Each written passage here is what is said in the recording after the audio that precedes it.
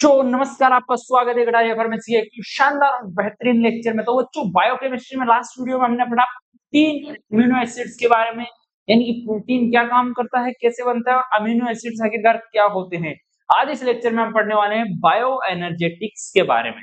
तो बच्चों bio energetics का मतलब ये होता है कि हमारे शरीर में जो मॉलिक्यूल्स होते हैं, यानी कि जो हमारा सेल होता है, यानी कि जिस सेल से हमारी बॉडी बनी हुई है, वो सेल एनर्जी कहाँ से लाता है, कैसे उसे यूज करता है और एनर्जी किन फॉर्म्स में हमारी बॉडी में यूज होती है, इन सारी चीजों के बारे में आज इस लेक्चर में हम पढ़ने वाले हैं। तो बच्चों बिना किसी देरी के अगर आपने अभी तक चैनल को सब्सक्राइब नहीं किया है तो जाकर चैनल को सब्सक्राइब कर दीजिए और बेल आइकन दबाना यानी कि घंटी दबाना ना भूलें, ताकि आगे आने वाली वीडियोस की नोटिफिकेशन आप मिस ना कर सको। तो चलिए बच्चों बिना किसी देरी के आज का लेक्चर स्टार्ट करते हैं। बात करते हुए बच्चों हमारे लेक्चर में बायो एनर्जेटिक्स का मतलब क्या होता है। अगर आपको डेफिनेशन पूछ ले एग्जाम में कि what is the meaning of bio energetics, तो उसमें बच्चों ऐसे कुछ लिखना है आपको कि bio energetics is the study of how living cells obtain store and use energy for life process. यानी कि बच्चों बायो एनर्जेटिक एक स्टडी है, यानी कि एक वह विज्ञान है जो कि हमें बताता है कि जीवित जो हमारे सेल्स है वो कैसे प्राप्त करते हैं, कैसे स्टोर करते हैं एंड कैसे यूज करते हैं एनर्जी को हमारी लाइफ प्रोसेस को चलाने के लिए। बात करें बच्चों बायो एनर्जेटिक्स वह विज्ञान है जो बताता है कि जीवित कोशिकाएं यानी कि लिविंग सेल्स ऊर्जा कैसे प्राप्त करती है, यानी कि एनर्जी कैसे प्राप्त करती है, उसे कैसे संग्रहित करती है यानी कैसे स्टोर करती है और जीवन की गतिविधियों में कैसे उपयोग करती है, यानी कि हाउ इट यूज इन और लाइफ प्रोसेस। बच्चों बात करते हैं इसके बारे में, ये होती है हमारी बायो एनर्जेटिक्स। बात करते हैं बच्चों why is bio energetics important, यानी कि बायो एनर्जेटिक्स इंपोर्टेंट क्यों है उसके बारे में बात करें। एग्जाम में पूछा जा सकता है कि why bio energetics is important, यानी कि इंपोर्टेंट क्यों है। बात करें बच्चों इंपोर्टेंट इस वजह से है क्योंकि बच्चों every cell needs energy for, यानी कि हर एक सेल हर एक कोशिकाओं को एनर्जी चाहिए किस लिए, making molecules like protein and DNA, यानी कि सेल के अंदर की चीजें बनाने के लिए उसको एनर्जी तो चाहिए। और ट्रांसपोर्ट ऑफ आयंस, यानी कि आयंस का ट्रांसपोर्ट इस सेल से उस सेल तक करने के लिए, और न्यूट्रिएंट्स का ट्रांसपोर्ट भी करने के लिए एनर्जी चाहिए। बात करें मसल कॉन्ट्रैक्शन के लिए एनर्जी चाहिए, नर्व इम्पल्स के लिए एनर्जी चाहिए और मेंटेनिंग बॉडी टेम्परेचर, यानी कि हमारे शरीर का टेम्परेचर मेंटेन करने के लिए भी हमारे सेल्स को यानी कि हमारे बॉडी को एनर्जी रिक्वायर्ड होती है। बात करें बच्चों यानी कि ये काम कौन करता है, ये काम कौन करता है बच्चों, and the fuel comes from, यानी कि जो एनर्जी चाहिए, समझ रहे हो, जो एनर्जी चाहिए वो एनर्जी किन से मिलती है हमें, वो एनर्जी मिलती है बच्चों हमें ग्लूकोज से, फैट से एंड प्रोटीन से। ये तीन बच्चों जो हमने पढ़े हैं, यानी कि जो हमारे बायोमोलिक्यूल्स है वो हमारे यहाँ पे काम करते हैं एनर्जी का। ये एनर्जी क्या करती है बच्चों, एनर्जी सेल के पास जाती है, सेल उसे स्टोर करता है, यानी कि प्रोटीन फैट हम बाहर से लेते हैं, प्रोटीन फैट एंड ग्लूकोज, वो एक तरीके से एनर्जी का काम करती है सेल के लिए। सेल उससे एनर्जी स्टोर करता है और एनर्जी से क्या करता है बच्चों, मसल कॉन्ट्रैक्शन हो गया, नर्व इम्पल्स हो गया, बॉडी का टेम्परेचर मेंटेन करता है। उसी के साथ साथ मॉलिक्यूल्स बनाना जैसे कि प्रोटीन और डीएनए बनाने का काम भी सेल करता है। आई होप बच्चों आपको समझ में आया होगा। ये सारी जो स्टडी है इसे बोलते हैं हम बायो एनर्जेटिक्स। आई होप बच्चों आपको समझ में आया होगा। आगे बात करते हैं बच्चों एटीपी की। एटीपी बच्चों लास्ट लेक्चर में भी हमने पढ़ा था कि एटीपी होती क्या है बच्चों, एटीपी होती है द एनर्जी करेंसी। जैसे कि हमारे लिए पैसा बच्चों जरूरी है, वैसे ही एटीपी मॉलिक्यूल होता है जो हमारे सेल के लिए सेम पैसे की तरह बिल्कुल बहुत ज्यादा जरूरी है। क्योंकि बच्चों वो क्या करता है, एटीपी एक ऐसा मॉलिक्यूल है जो कि एडिनोसिन प्लस ट्राई फोस्फेट होता है उसके पास, सॉरी सल्फेट हो चुका, फोस्फेट होता है, यानी तीन फोस्फेट होते हैं और एक एडेनोसिन के साथ जुड़े हुए। वो क्या काम करता है बच्चों, एनर्जी करेंसी होती है, यानी कि एनर्जी को इधर से उधर करने का काम करती है, यानी कि खुद के ऊपर लग के एक तरीके से एनर्जी को जो हमारा बॉडी में ट्रांसफर होता है, हमारी बॉडी के अंदर एनर्जी इधर से उधर जाती है, इस मॉलिक्यूल से दूसरे मॉलिक्यूल, इस सेल से दूसरे सेल, वो सारा बच्चों संभालने का काम करता है एटीपी, यानी कि एटीपी की फॉर्म में ही बच्चों ट्रांसफर होती है। बात करें ATP is the main energy carrying molecule of the cell, cell के लिए बहुत ही ज्यादा इंपॉर्टेंट है बच्चों ये। एटीपी कोशिका की ऊर्जा मुद्रा होती है जिसे हम एनर्जी करेंसी भी बोलते हैं बच्चों। इसका एग्जांपल हो गया बच्चों एटीपी कैसे होती है बच्चों? एटीपी टूटती है बच्चों एडीपी और पीआई के अंदर। पीआई बच्चों हमारा फॉस्फेट हो गया, इनऑर्गेनिक जो कंपोनेंट है फॉस्फेट हो गया बच्चों, और प्लस एनर्जी के फॉर्म में बच्चों ये टूटेगी। हमारे ट्राई फॉस्फेट होते हैं, यानी कि 3 फॉस्फेट ग्रुप जुड़े होते हैं, उनमें से एक निकल जाता है बाहर। तो एक तरीके से जो एडीपी होता है, एडीपी हो गया बच्चों हमारा हाफ चार्ज जो कंपोनेंट होता है, हाफ चार्ज मॉलिक्यूल मान लीजिए। एटीपी हो गया हमारा फुल। एडीपी में जैसे टूटा तो हाफ हो गया, क्योंकि इसमें से एक फॉस्फेट निकल गया और एनर्जी रिलीज हो गई। आई होप बच्चों आपको समझ में आया होगा। आगे बात करते हैं हम फ्री एनर्जी। फ्री एनर्जी का मतलब क्या होता है बच्चों? फ्री एनर्जी जिसको हम गिब्स फ्री एनर्जी भी बोलते हैं। इसकी बात करें फ्री एनर्जी जिसको हम जी से डिनोट करते हैं, is the amount of energy available in the system to do useful works. यानी कि बच्चों हमारी फ्री एनर्जी वो एनर्जी होती है जो कि काम करने के लिए यूज होती है, यानी कि जो एनर्जी जिससे काम किया जा सके। फ्री एनर्जी वह ऊर्जा है जो किसी प्रणाली में उपयोग की काम करने के लिए उपलब्ध होती है, जिसका नाम बच्चों किसके आधार पे दिया गया है?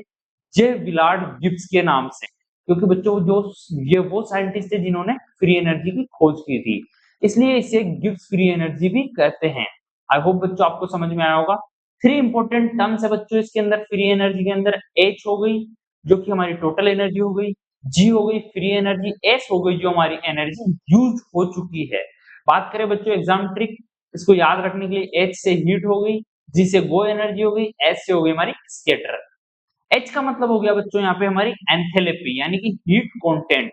बच्चों एच जो हमारी टोटल एनर्जी हो गई वो होती है जिसको हम हीट कंटेंट कहते हैं, यानी कि कुल ऊष्मा या ऊर्जा की मात्रा। आई होप बच्चों आपको समझ में आया होगा। आगे बात करते हैं बच्चों हमारे लेक्चर में और जानते हैं फ्री एनर्जी जो हमारी जी से डिनोट होती है बच्चों, उसे हम फ्री एनर्जी बोलते हैं, जो कि हमारी यूजफुल एनर्जी होती है, काम करने के योग्य वाली ऊर्जा, जो वो एनर्जी जिससे हम एक्चुअली काम करते हैं। जैसे मान लीजिए कि हमारी बॉडी है, हमने खाना खाया, हमें उससे एनर्जी मिली, तो हमारी जो एनर्जी मिली क्या हम हमारी 100% एनर्जी यूजफुल है?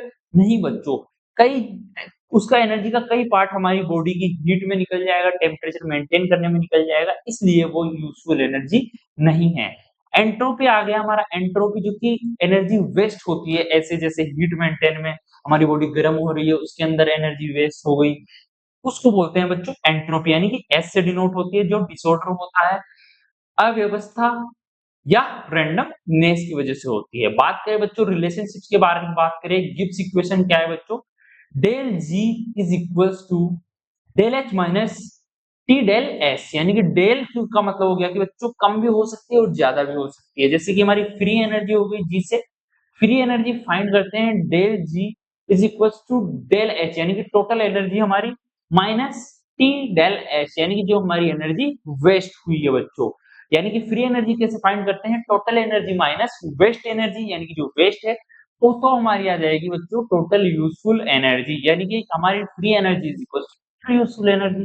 एक्सप्लेनेशन की बात करें बच्चों, इफ सिस्टम रिलीजेस हीट, यानी कि अगर सिस्टम हीट रिलीज करेगा तो हमारा एच होगा बच्चों नेगेटिव, एंड डिसऑर्डर इंक्रीज, यानी कि वेस्ट यानी कि ज्यादा होगा बच्चों, पॉजिटिव होगा हमारा एस।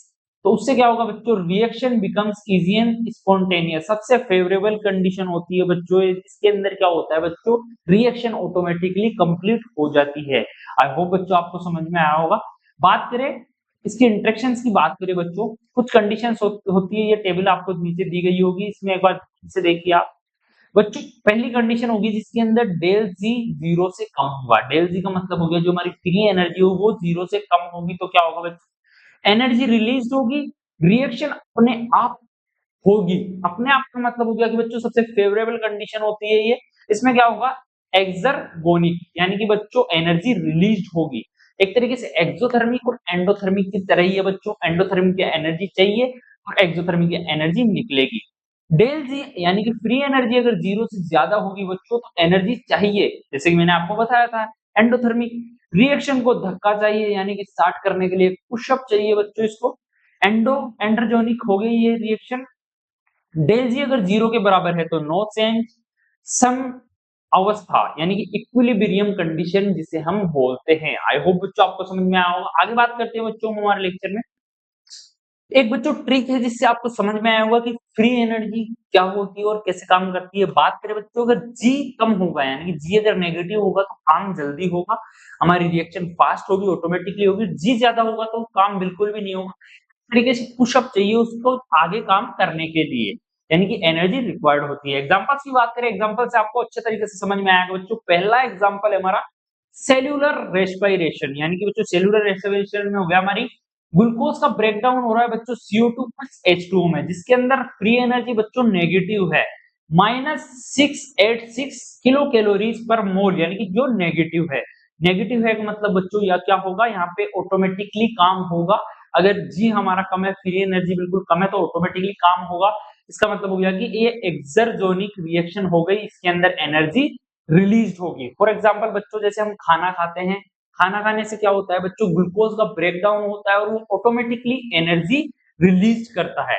फिर बच्चों आगे क्या होता है, दूसरा एग्जांपल हो गया बच्चों हमारा एटीपी सिंथेसिस। एटीपी सिंथेसिस के अंदर क्या होता है बच्चों, एडीपी प्लस पीआई जो हमारा फोस्फेट आयन है बच्चों, जो बनाते हैं बच्चों एटीपी, उसके अंदर क्या होता है बच्चों, डेल जी जो फ्री एनर्जी है वो प्लस में होती है, यानी कि 0 से ज्यादा होती है, plus 7.3 calories per kilo calories per mole, जो कि पॉजिटिव होती है, यानी कि इसका ये हो गई बच्चों एंड्रोजोनिक एनर्जी नीडेड, इसको एनर्जी चाहिए। तो बच्चों हमारी बॉडी में कैसे काम करती है हमारी बॉडी, जो विधि का विधान होता है उसी तरीके से बच्चों पहले बच्चों हमारी सेलुलर रेस्पिरेशन होगी, यानी कि जिसके अंदर एनर्जी रिलीज होती है और वही एनर्जी बच्चों एटीपी सिंथेसिस में काम आएगी। आई होप बच्चों आपको समझ में आया होगा। पहले ग्लूकोज टूटेगी हमारी बॉडी में, जैसे हम खाना खाएंगे ग्लूकोज का ब्रेकडाउन होगा, ग्लूकोज से बच्चों हमारी एनर्जी बनेगी और एनर्जी क्या काम करेगी बच्चों, ये दूसरी रिएक्शन है एटीपी सिंथेसिस, इसमें पार्ट लेगी और एनर्जी जो रिक्वायर्ड है उसमें काम आएगी। एक में ज्यादा बन रही है,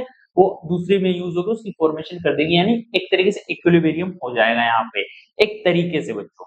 आगे बात करें बच्चों हमारे लेक्चर में एक्सर्जोनिक और एंड्रोजोनिक की रिएक्शंस के डिफरेंस क्या होता है, यानी कि इन दोनों में क्या डिफरेंस होता है बच्चों, क्लियरली मैं आपको बताऊं। पहली बात करते हैं एक्सर्जोनिक रिएक्शंस, जो कि एनर्जी आउट होती है जिनके अंदर। बात करें बच्चों reactions that release free energy and occurs spontaneously, यानी कि जो वे प्रतिक्रियाएं जो ऊर्जा छोड़ती है और अपने आप होती है, यानी कि बच्चों एनर्जी रिलीज करती है और अपने आप ये रिएक्शन एक तरीके से कंप्लीट होती है, यानी कि इस रिएक्शन के कंप्लीट होने से ही एनर्जी ऑटोमेटिकली रिलीज होती है। आगे बात करते हैं बच्चों इसके फीचर्स की बात करें, जैसे फॉर एग्जांपल हो गया बच्चों डेल जी नेगेटिव होता है इसके अंदर। बात करें इसका क्या होता है बच्चों, डेल जी नेगेटिव हो गया तो ये एनर्जी रिलीज करेगा एक तरीके से।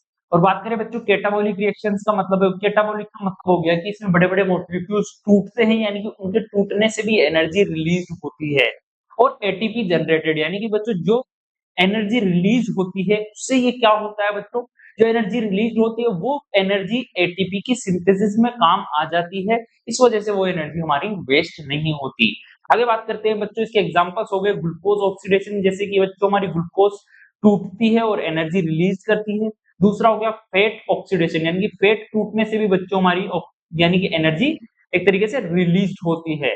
बच्चों एटीपी क्या करता है, एटीपी की फॉर्मेशन होती है, जैसे मान लीजिए कि एटीपी जो हमारा एटीपी है एनर्जी सोर्स जो हमारा मॉलिक्यूल है एटीपी, एडिनोसिन और फोस्फेट ट्राइफॉस्फेट, वो ब्रेक डाउन हो जाता है बच्चों ADP plus pi plus energy के अंदर, जैसे कि मैंने आपको स्टार्टिंग में बताया था आपको, ये बच्चों हमारा 1 फोस्फेट हो गया और ये एडीपी हो गया, जो कि एक तरीके से हाफ चार्ज मान लीजिए इसे। एटीपी हमारा फुल चार्ज था, ये हाफ चार्ज हो गया प्लस 1 फोस्फेट प्लस एनर्जी में ये ब्रेक डाउन हो गया इसका। आई होप बच्चों आपको समझ में आया होगा, जो कि एक तरीके से सेल के काम आता है, सेल का प्रोसेस चलाने के लिए, लाइफलाइन चलाने के लिए काम में आता है। तो आपको समझ में आया होगा। आगे बात करते हैं बच्चों, हम इनकी डिटेल में पढ़ते हैं। हमने एक्सर्गोनिक पढ़ा, पढ़ते हैं एंड्रोजोनिक रिएक्शंस, यानी कि जिसके अंदर एनर्जी नीडेड होती है बच्चों, reaction that requires input of energy, यानी कि इनके अंदर बच्चों एनर्जी रिक्वायर्ड होती है कंप्लीट होने के लिए, वे प्रतिक्रियाएं जिन्हें होने के लिए ऊर्जा चाहिए। बात करते हैं बच्चों इसके फीचर्स की, डेल जी पॉजिटिव होता है, इसका मतलब होगा कि बच्चों डेल जी पॉजिटिव का मतलब हो गया कि एनर्जी रिक्वायर्ड है इसको रिएक्शन को कंप्लीट होने के लिए। नॉन स्पॉन्टेनियस, यानी कि बच्चों ये ऑटोमेटिकली नहीं होती, इसके पुश चाहिए, यानी कि एनर्जी रिक्वायर्ड होती है रिएक्शन को स्टार्ट करने के लिए। ऑफन एनाबॉलिक, इसका मतलब ये हो गया कि बच्चों छोटे छोटे मॉलिक्यूल्स आपस में जुड़ के एक बड़ा मॉलिक्यूल बना रहे हैं, यानी कि एक कंपाउंड बना रहे हैं, जैसे कि प्रोटीन सिंथेसिस हो गया बच्चों, हमारे एमिनो एसिड्स मिल मिल के प्रोटीन के फॉर्मेशन कर रहे हैं, इसमें बच्चों एनर्जी की रिक्वायरमेंट होती है। बात करें बच्चों इसके एग्जांपल्स हो गए प्रोटीन सिंथेसिस में कि ये काम आता है, यानी कि एंडोजेनिक रिएक्शंस हो गए हमारी प्रोटीन सिंथेसिस एक तरीके से, ग्लूकोज सिंथेसिस इन फोटोसिंथेसिस। बात करें बच्चों प्लांट्स के अंदर फोटोसिंथेसिस होते हैं, ग्लूकोज बनाने की प्रक्रिया होती है जो, इसके अंदर ग्लूकोज सिंथेसिस के लिए भी बच्चों एनर्जी रिक्वायर्ड होती है। और एटीपी सिंथेसिस यानी कि एटीपी सिंथेसिस जैसे कि एडीपी प्लस पीआई फॉर्मेशन के लिए, एटीपी फॉर्मेशन के लिए भी एनर्जी की रिक्वायरमेंट होती है, क्योंकि एटीपी सिंथेसिस में काम आती है। बात करें बच्चों सिंपल कंपैरिजन यानी कि एंडरजोनिक और एक्सरजोनिक दोनों आपको समझने के लिए बहुत ही शानदार सी टेबल मैं आपको बता रहा हूँ। डेल जी का मतलब क्या होता है? डेल जी का मतलब होता है बच्चों फ्री एनर्जी। बात करें बच्चों अगर फ्री एनर्जी नेगेटिव होगी तो वो हो गया एक्सरगोनिक, फ्री एनर्जी अगर पॉजिटिव होगी वो हो गया एंडरगोनिक। नेगेटिव होगी इसका मतलब होगा कि एनर्जी रिलीज होगी, पॉजिटिव होगा इसका मतलब होगा कि लेना पड़ेगा। बात करें इसका नेचर कैसा होता है बच्चों, इसका नेचर होता है जिसमें हमें एनर्जी रिलीज हो रही है वो होगा बच्चों स्पॉन्टेनियस यानी कि ऑटोमेटिकली होगी। जिसमें एनर्जी लेनी पड़ रही है तो यानी कि एनर्जी लेने के बाद वो रिएक्शन होगी तो वो ऑटोमेटिकली नहीं होगी। टाइप की बात करें जो एक होगी कैटाबॉलिक, कैटाबॉलिक का मतलब हो गया कि जिसके अंदर मॉलिक्यूल्स टूट रहे हैं, टूटने से एनर्जी रिलीज हो रही है। मॉलिक्यूल्स जुड़ रहे हैं, बिल्डिंग बनाने में बच्चों एनर्जी चाहिए, बिल्डिंग तोड़ने में एनर्जी नहीं चाहिए। तोड़ते से एक तरीके से एनर्जी रिलीज होती है, बनाने में बच्चों एनर्जी लगती है।